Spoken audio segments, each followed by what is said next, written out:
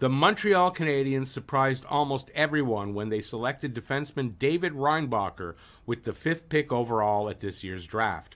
Reinbacher was considered to be the best defenseman in this year's crop of players, and maybe even the second best player behind Connor Bedard. Why did Montreal take a defenseman over some very strong offensive candidates?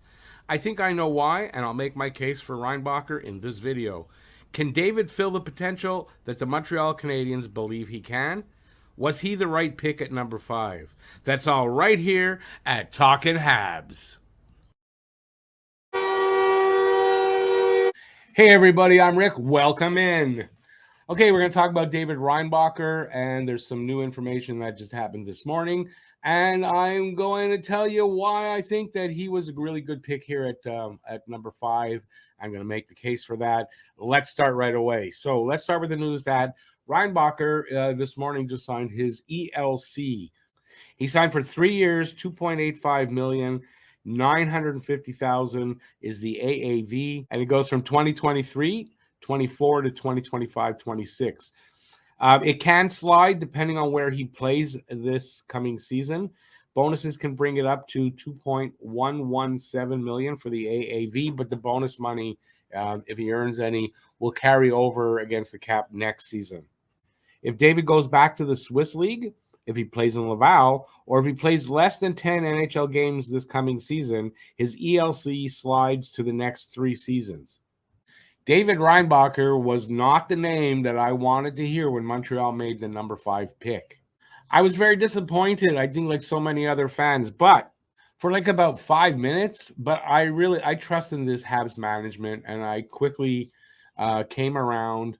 After, like, I have read stuff about David Reinbacher before the draft happened, and I knew a little bit about him and the quality that he's supposed to be. So I quickly came around on the pick. In researching this video, I've come to the conclusion that Jeff Gordon and Kent Hughes know exactly what they're doing. And I'm going to hopefully show you why I think David is an excellent pick and an excellent addition to this rebuild. And he'll be a huge part of the future success of this team. You may not think they hit a home run with this pick, but I think they did, and I'm going to tell you why in this video. First off, he's a raw talent. So if you're looking at that and saying, well, he's a raw talent, but these Habs coaches will polish this guy into a diamond with the proper development, and I don't expect them to rush this kid. They're going to develop him properly.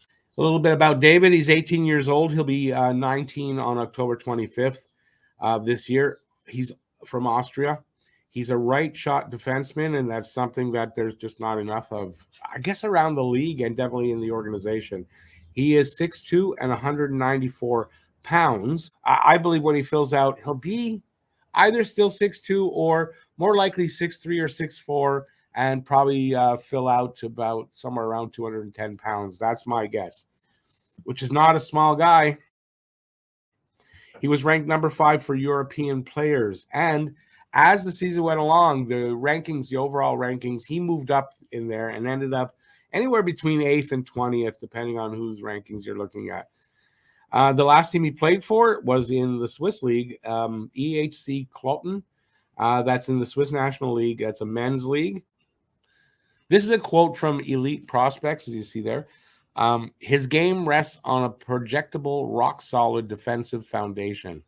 As opponents attack through the neutral zone, he gaps up early, builds speed going backward to match that of the puck carrier, takes away the middle of the ice with his stick, and closes with force once he's registered support.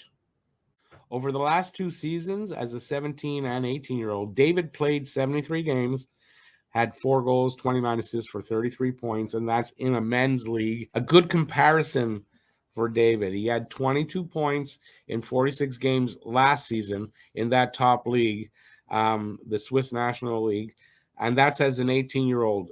The Predators defenseman Roman Josi had 8 points in 35 games in the same league at the very same age. He played massive minutes as a first-time draft-eligible player in the top Swiss men's league. Shows how much his coaches trusted him and had confidence in him in every situation, and that's as an 18-year-old, and it says a lot. He has a very high floor, believed to be just a little under Roman Josi as a floor. But if he hits the ceiling, look out. A less offensive Larry Robinson. At the end of his career, we may be calling David one of the greats. He'll certainly be a big part of the future success here in Montreal. And I'll predict he'll have his name etched on the Stanley Cup before he retires. There's a prediction. David's strengths. Defensive IQ, that's his biggest strength. Physicality. Aggressiveness, but controlled aggressiveness. He's not wild out there, but he's aggressive in the way he goes after the play. Physical strength. His compete level. Skating. And moving the puck up the ice. His weaknesses are offensive creativity, which, for a defenseman, that's not the end of the world, and he can get a little better. Puck handling, that's definitely something that he needs to work on, and with NHL coaching, I'm sure he'll get better. And his high-end speed doesn't have a top gear, but his overall speed is good, and skating, as we know with Nick Suzuki, that's not going to be a problem. And by the time he gets here, even if it's a year later, he's going to be better at all of those things. Now, Reinbacher's biggest strength, though, might just be that he's not flashy. It also meant that he wasn't the sexy pick that everybody wanted. What he is, though, is responsible defensively. He's responsible to his job as a defender, and to him, that's job number one. His job is to shut down opponents' scoring chances, and that's exactly what he does, and he does it aggressively. He's great against the rush with excellent gap control and consistently force plays to the outside, away from the slot, with a good active stick. Does a good job of keeping plays away from the high danger areas once the other team establishes possession in the defensive zone. His aggressiveness and physicality are big strengths. He aggressively defends the defensive zone, whether it's battles along the boards, in the corners, and in front of or behind the net. His mobility and physical aggressiveness can be dominating. Mobility, this is something that this defense is going to have, and he brings in big time. He's very mobile. It's difficult for attackers to beat David wide or to access that area in between the stick and the two legs. I never really heard of that before, but you think about it, that's kind of important. You can't get anything through him that way. David has an incredibly high defensive IQ. He doesn't chase hits that would compromise his defensive positioning. He makes great defensive reads and is rarely out of position. He has this great ability to read the play and react as a quality defensive defenseman, which is really impressive for a player of his age.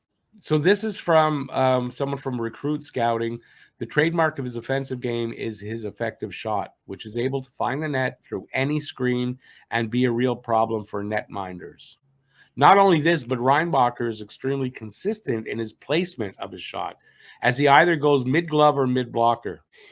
He has a good shot from the blue line or the circles, and he hits the net consistently through traffic or not, with, like they said, their low to mid-range shots that somehow seem to get through and often end up in the back of the net. And that's either on their own, and he doesn't score a lot, so not often there, but deflected or tipped in by a teammate. His uncanny good placement of his shots and the fact that they get through traffic creates a lot of scoring chances and rebound opportunities. His skating ability, aggressiveness, physicality, and shot really stand out alongside his defensive IQ. David is a near perfect technical skater. He has very strong stride, and he maximizes his power with every stride right from the first one. NHL coaches will love that, and it will serve him well in gaining that top gear that he needs to get. He has good speed already, good edge work, good acceleration and footwork. There's a lot to work with, and he'll improve quickly, in my opinion. David is, and I just actually heard something about that from one of the coaches from development camp. David is such a smooth skater, and it was on display at the development camp scrimmage. One of the first things you notice about Reinbacher, very smooth skater, very reminiscent to me. I was thinking of Matheson because Matheson's really smooth skater. You notice it right away. You notice that with David, and you notice that with Logan Mailloux as well. For a player his age, he displays confidence in himself with his aggressiveness and his ability to step up into the play or pinch in, and he mostly picks his spots well. Not always, but mostly. And he's 18, he's going to get better. He makes aggressive passes in the neutral zone and defensive zone to spring a fast-moving forward, racing through the neutral zone, something this team almost desperately needs, and I've talked about it many times in games. They don't have anybody, they need to have more offense develop from the back end, and they don't have guys that can spring these forwards, and that's why they're not scoring a lot. That's one of the reasons why they don't score a lot. This guy answers that question. David has a very high compete level, doesn't give up on the play, and usually perseveres. His compete is a big part of his success, and something that's it's a required attribute now for the Montreal players, the new Habs player. You've got to have high compete level. The GM talked about it, Hughes, a lot, and when they're scouting and looking for guys, that compete level is super important. Don't want to have another Jonathan Drouin. David is a force in transition. Now, his transition game isn't flashy, just very effective. He's confident in skating the puck up the ice to make a play and exit the zone. He doesn't try to force passes through traffic or try to skate through traffic. He rarely tries to do too much and instead uses his teammates well, and that is just so valuable to his coaches and something I think we're really missing here on the defensive side. To show you how effective his transitional game is, in 15 track games last season with Cloton, in zone exits, he was directly involved in. 82.69% of the time, his team exited the defensive zone with control. After exiting the zone, his percentage of controlled entries that he was directly involved in was 64.15%. He moves pucks up the ice with the team in control at a very high percentage of the time. And more often than not, his team enters the offensive zone in control of the puck. This is something Montreal has been absolutely horrible at for a long time. Even on the power play, they have trouble to gain the zone and set up. This is something this guy is really good at.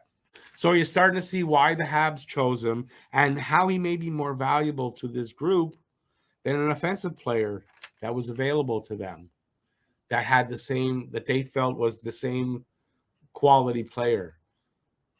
These parts of Reinbacher's game made the tiebreaker for that. That's over Leonard. I'm going to say Leonard because Leonard was available at the time. That's what made the difference, if you ask me, from what I can tell from reading as well. Let's talk about the weaknesses now. And there's really not a lot to talk about there. So he can get caught kind of floating or puck watching, but 18-year-olds can do that. Standing still, not moving his feet, and he can lose his man sometimes doing that. This will be coached out of him with NHL coaching. I'm sure of that. They'll coach that out of him with a little focus and some good NHL coaching. He's a great skater, but he doesn't have top gear yet, so that's a knock on him. This hasn't hampered him so far. A lot to do with when he's going backwards into the zone. His gap control is awesome. So, it hasn't really been an issue. But I think when you get to the NHL, the speed of these players, he's going to have to get a little bit faster. So that's fixable, and I'm sure it'll be by the time he joins Montreal, even if it's just in a year. They're probably already working with him on gaining that extra speed. His puck handling skills are fixable. And I feel he got better through last season from what I've read. From the start of last season to the end, he got better at so many different things. He was a number 6 or 7 defenseman at the start, and by the end, he was a top pairing guy. And as I said, eating up massive minutes. His offensive creativity, listen, he's a defenseman who believes his number one job is defense. Doesn't mean he doesn't have offense in him. He does, and I think he has even a little more than he's shown so far. But so this should improve with experience, with learning the NHL game and the NHL ice. But as a great two-way defenseman, it's not going to make him any less of a threat when he's out there in the offensive zone or even in the neutral zone. And I've seen highlights where, I mean, he not the most creative guy, but he's fine. And his awareness of the ice, his vision, helps him in that as well. With David's high compete level combined with his aggressiveness, his willingness to take the body and keep players out of the play or stop a play like completely and create a turnover, and his confidence in moving the puck up the ice with good passing and his high rate of effectiveness at clearing the defensive zone, you can understand why Montreal chose David at number 5. He's the type of two-way defenseman that is so hard to come by. Like Marc Bergevin said about centers, you got to draft them, you can't trade for them. You can sometimes, but these kind of defensemen you need to acquire at the draft. He was available, he was needed, and he also fit the bill talent-wise. It's a no-brainer. When you look back on it and you analyze it, it was a no-brainer. He's also the type of defenseman that we really haven't seen here since the Big Three in the 70s and 80s. It's been a long time since we've had a guy like this. And I think the last one is that number 19 there. David Reinbacher, in my opinion, has the potential to be a number 2 or number 3 defenseman and a top pairing defenseman at that with Montreal for like a very long time. I think he'll have a very long career, and I think he's going to do that here in Montreal and be part of some big successes.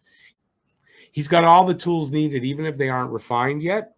So have no worries. They will be over the next few seasons, polishing a rough diamond into a gem. So Reinbacher will play either back in the Swiss League, which I think that will happen for the next year. I'm not sure if he has school to finish, but I know he wants to go back for 1 year, although he said he'll do whatever the Habs want him to do. He could play in Laval and maybe play a little bit of both. If he does go to Laval, though, to start the season, at some point, he has to go back to the Swiss League for a short period of time. Not sure how short a period of time. But it's something to do with a clause that's in the EOC contracts. I kind of expect David will be here, not next season, maybe for a game or two at the end. I mean, I could see. But as a regular starting the season after in his draft plus 2 year, I don't think the Habs are going to rush him, though. If he needs another year, they'll take that. They won't rush him, but I kind of expect he'll be here in his draft plus 2 season. Reinbacher, if he hits the way I think he will, is the answer to a lot of things the Habs have needed in a defenseman for a very, very long time. He may not have the overall game of a Larry Robinson, but I think we'll all be thinking Big Bird Jr. in just a few short years. So let me know what you think of this Reinbacher pick. Leave a comment in the comment section down there and give a thumbs up if you like the video. Thanks for watching. Stay safe out there and peace out, y'all. Ciao, everybody.